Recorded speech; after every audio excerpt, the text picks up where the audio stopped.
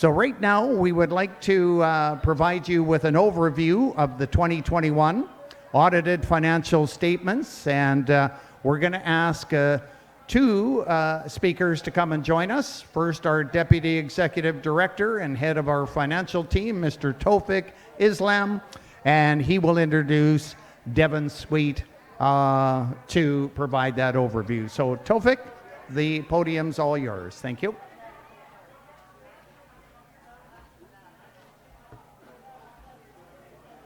Good morning, honorable membership. So I am Tawfiqul Islam. I am our Deputy Executive Director, Finance and Compliance. I also lead the finance team of Audited since 2018.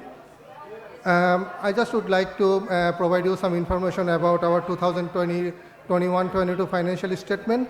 So the audit has been completed, and we have posted the audited financial statement in our website already, and we have kept some printed copies in our booth, in finance booth.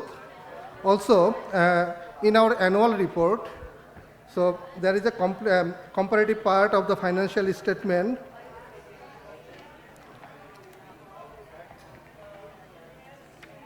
In page,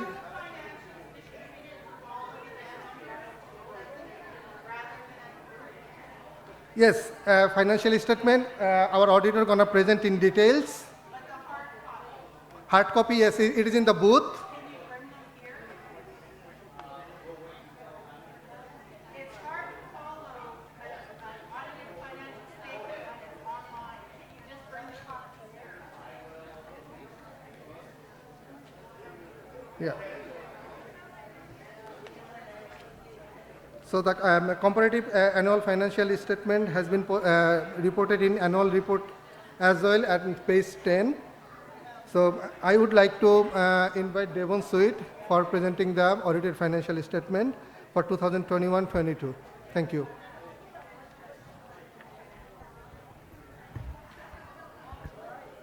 Thanks, Tawfiq. My name is Devon Sweet. I work with DMC Chartered Professional Accountants. So we're engaged to do the 2022 financial audit for the band. So first off, I'd like to thank Tawfiq and his team. I think this year was the quickest turnaround for the audit in several years. I know there's a lot of late nights and weekends, so I'd like to thank Tawfiq and his team back in the finance booth back there. So thank you guys. I'd also just like to take this time to thank every one of you for welcoming me to your community. I always like to come out to the community. It's a beautiful spot out here. It's my first time on the north side, so thank you guys for welcoming me here today. So we'll get into the audit report here. So this will be a brief overview at the AGM in December, I believe it was. There will be time for questions then. I think today we're just trying to roll through things pretty quickly. So we'll get moving here. So our agenda, so we'll go through the audit report, a summary of revenue and expenditures, summary of assets, liabilities.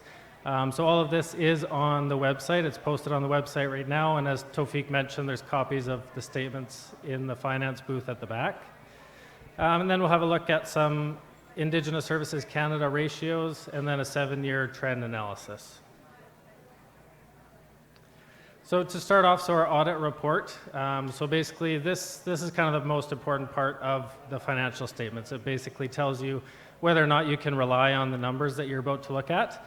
So before you even look into the numbers, have a read of the report, and that'll tell you whether or not they're good or bad numbers, essentially. So Chief and Counsel is responsible for the statements. So we did meet on August 3rd. We'll go through any questions with them so that they're comfortable with the statements. And from there, so on August 3rd, the statements were approved and posted on the website for all members to see there. So our role as the external auditor, basically we come in and we look at the numbers and provide our opinion on whether or not those numbers look plausible or not. So yeah, as you'll see as we'll go along, there's nothing that came to our attention that led us to believe that any numbers were misstated. So the audit, a lot of people think that we look at 100% of the transactions, but because of the volume of transactions, there's thousands and thousands of transactions on a yearly basis. So we basically test a subset of those transactions, and from our findings there, we can say whether or not the bigger picture is reasonably stated or not. So this year we've given what's called a qualified opinion. So this means all the areas of financial statements present fairly.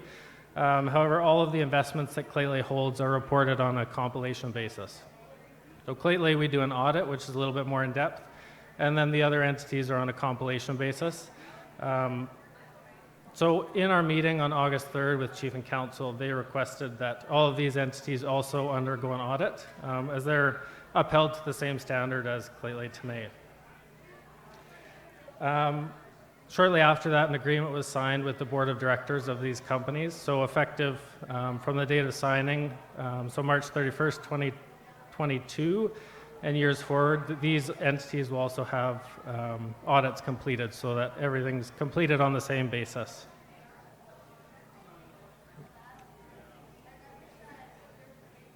All right, so look at a brief overview of revenues kind of segregated by type. So a 3-year analysis here. So blue line is your ISK funding. So dark funding you can see has kind of dropped a little bit over the last few years. The orange line there is the province of BC. So a big portion of this is the FCURSA agreement. So it fluctuates year to year based on timber harvested. So you'll see 2021 there's a big spike and then it dropped a little bit 2022. The most important line in my eyes here is the gray line, which is your own source revenue. So this is money from your external businesses, so Tano, Tanay, Fuel, LTN Contracting, all of these companies. So it's very nice to see that line kind of topping all the other sources of revenue, so you're on your way to being a self-sustaining nation. The third or fourth line there, the green, so this is all miscellaneous revenue. It's made up of a few little amounts, but 2020 you'll see was quite significant. So this was the forgiveness of BCTC loan. And the final line there, First Nations Health Authority, you'll see 2021, 2022 was a little higher. So this was funding provided by FNHA for the beautiful building beside us. Also a quick snapshot of major expenditures by type. So the biggest cost to the band, and any other band for that matter that I've worked with, is wages and benefits. So all the employees that do the great work for the band that help keep it running on a day-to-day basis. So that accounts for about 35% of the spending of the band. The next largest is professional fees. This is consultants, lawyers, accountants, all those types of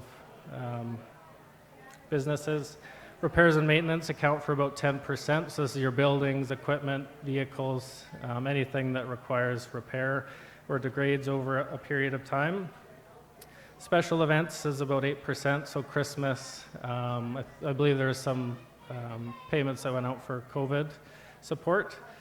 And then some smaller amounts, amortization, and then tuition and allowances for your students. So this slide is an accumulation of the surplus broken down by department. So you'll see employment and training. So there's only a few that are on the left-hand side, which is the deficit side. So social housing, capital projects. Capital projects, I believe, was the Shelley Road upgrade that caused a bit of a deficit there.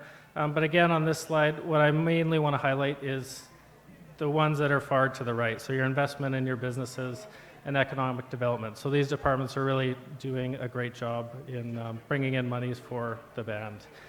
You also see, so the services that are funded by ISK or FNHA, so those ones, they don't really have a line, they're pretty break even. So this meaning that those funders are providing sufficient funding to support the programs that you're running.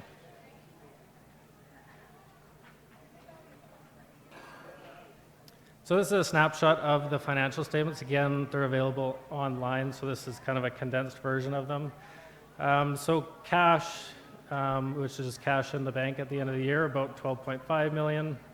Restricted cash is your CMHC replacement reserve requirement, so they require that you set funding aside to fix up houses that are under their CMHC program. Owed by related businesses. So there's a loan to Tano Fuel, I believe, when it started, just to get it up and running. So that's being repaid over several years. The biggest number there is, again, your investment in related businesses. So this isn't necessarily cash that has been received from those businesses, but because LTN owns 100% of those businesses, you get to pick up that income. So it's money that in the future could be payable up to the band. Owed by government funders, so this is just receivables at the end of the year for various programs, and then your tangible capital assets, which is your buildings, computer equipment, vehicles, all those types of things. And so looking at liabilities of the nation, which compared to the assets, there's not a lot. So accounts payable, this is your day-to-day payables for utilities, wages, all those things, as at March 31st. Deferred revenue, so what deferred revenue is money that the band has received but not yet spent. So you've received it but still have an obligation to use those funds on a specific program. So those monies presumably would be spent in the 2023 fiscal year on the various programs. Long-term debt, so the only debt, long-term debt of the nation is CMHC housing. And then again, the replacement reserve for CMHC. So looking at a few of the Indigenous Services Canada ratios, so you'll see on the far right is their benchmark. So they set a benchmark where they kind of want First Nations to be at before they kind of get concerned with the numbers. So the first ratio, our adjusted liquidity ratio. So this basically measures kind of over the course of the next year, can you sustain yourselves as a business essentially.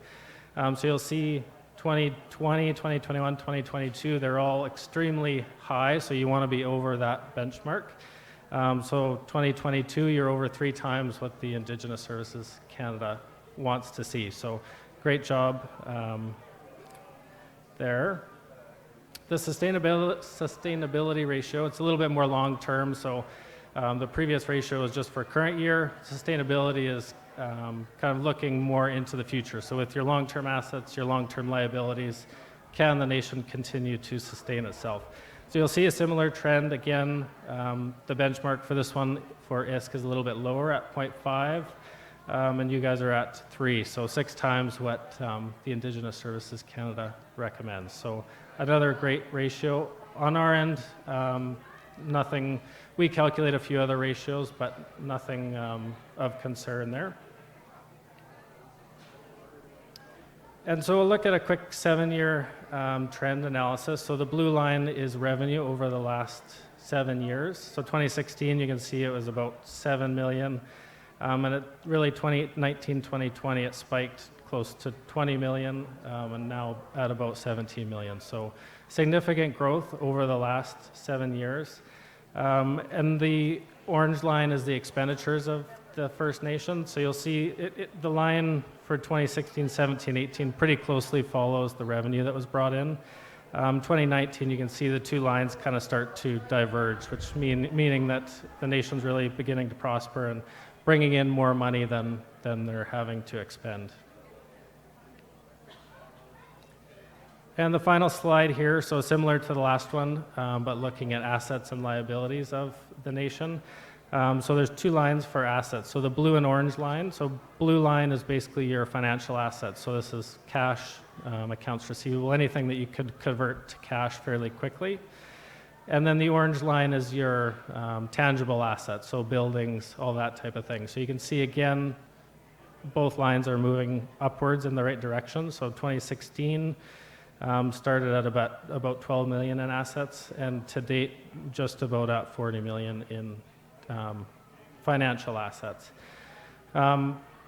So the gray line, the final line there, so that's liabilities of the nation. So again, you'll see those have slowly been decreasing. So at about 7 million 2016 down to about 5 million in 2020. So overall, a great financial year, great last 5 years for the First Nation. Again, thank you to Taufik's team for helping us along our audit. It was great working with him and his team this year. Thank you.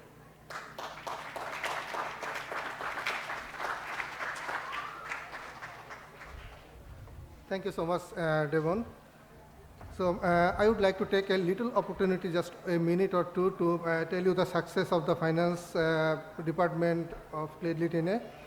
So starting from 2018, so we got a great audit, and we moved forward for the FMB certification process somewhere in 2020. Started the process somewhere in June 2020.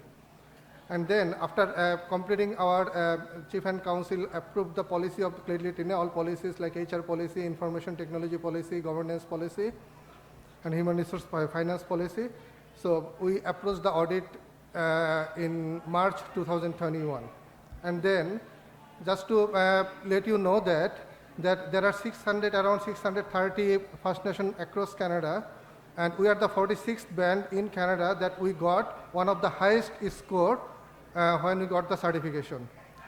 So that is like over like 90% of mark that we obtained during this certification process. So that certification process, they audited our internal control, they audited our financial statements, our human resource, everything they actually audited during that period. And in 2021, as a continuation after obtaining, rewarding the FMS certification, excuse me. So the Aboriginal Financial Officers Association of British Columbia, they recognized us that since we are practicing the, there are 143 band in British Columbia, so we got the Best Practice Award for 2021. So that we're practicing a very good financial system in Cledley. So I personally, as Deputy Executive Director of the Finance, I am blessed to serve your nation, and I am so proud to serve your nation. Thank you so much.